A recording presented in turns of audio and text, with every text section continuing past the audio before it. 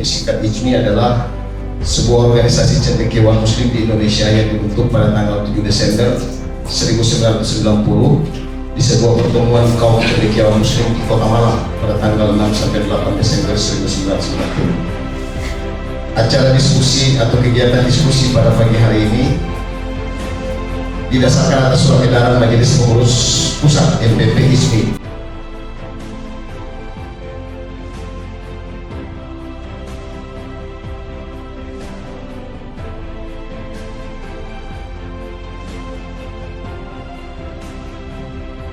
Banyak kegiatan itu yang ini termasuk diskusi pakar.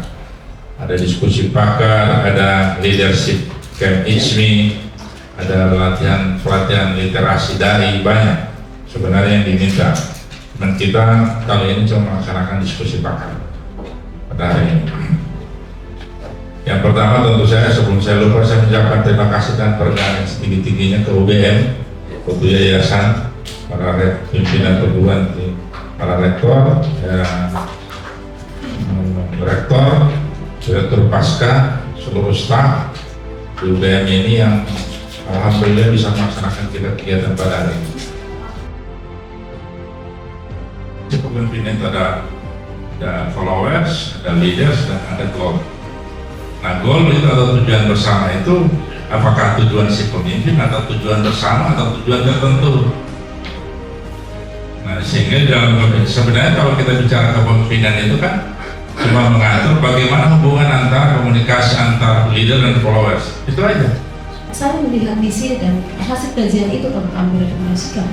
Apakah yang salah dari proses program-program yang diluncurkan oleh kita sebagai Provinsi Gorontalo? Apakah bentuk dan model pemberian program ini yang agak keliru, atau mungkin ada sistem yang harus kita lakukan? Atau bagaimana? Karena biasanya tidak oleh kebijakan yang dilakukan oleh pemerintah provinsi dengan apa yang diterima oleh masyarakat di Pampang. Tantangan kita ke depan itu cukup berat. Dari data yang saya coba baca, daya saing SDM kita itu memang tahun ini dibanding 2022 naik dari ranking 51 naik ke ranking 47. Biasa pada sumber daya manusia. Karena kalau kita lihat definisi semua para ahli itu mengatakan sumber daya manusia itu hanya menciptakan produk. Artinya kalau kita hanya pada tataran sumber daya manusia yang dapat dari tolok ukur kita, itu artinya kita hanya menciptakan produk. Ibarat mesin. Tugas dari kita sebagai cendekiawan muslim untuk bagaimana menciptakan nuansa Islam di Gorontalo ini, terutama ini menjadi bagian daripada mungkin aspirasi dari Ustaz yang sebagai wakil kita. Sebenarnya yang harus nanti dioptimalkan lagi. Saya lagi mendorong teman-teman di Bapeda, kebetulan kami lagi membuat rencana pembangunan jangka panjang kedua, 20 tahun kedua ini betul-betul pendekatannya harus komprehensif, tidak boleh lagi hanya sekedar memberikan tapi juga sekaligus memberikan. Harus mengakui kemampuan orang lain. Jadi ada ego ya, tidak boleh jadi ego kan, tidak boleh. Oh, saya yang paling pintar, saya yang paling berkuasa, saya yang paling menentukan, tidak boleh. Karena apa? Kolaboratif itu seorang pemimpin nanti ke depan Bapak Ibu, dia harus ada kolaboratif, harus ada kerjasama dengan orang lain. Orang lain seperti diskusi semacam ini kan kecil sebetulnya, tapi ini punya mana? Diskusi ini bukan sekedar mengikuti penandatangan MOU dengan korporatif, begitu kan? Tapi itu ada kontribusi mana? Prof. Arta bersyukur dengan Prof. Samarkand Badu mau datang di sini, mau datang di MOU. Itu mahal.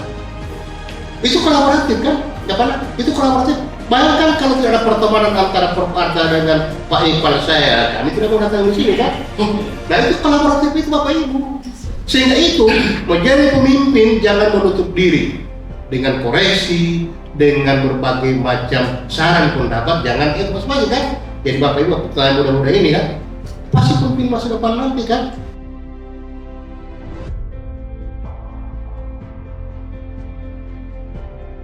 diskusi ini kan diskusi pakar maksudnya. Ini kan dalam rangka Milad ke-33 pendidikan Muslim se-Indonesia, khususnya untuk daerah Gorontalo ya.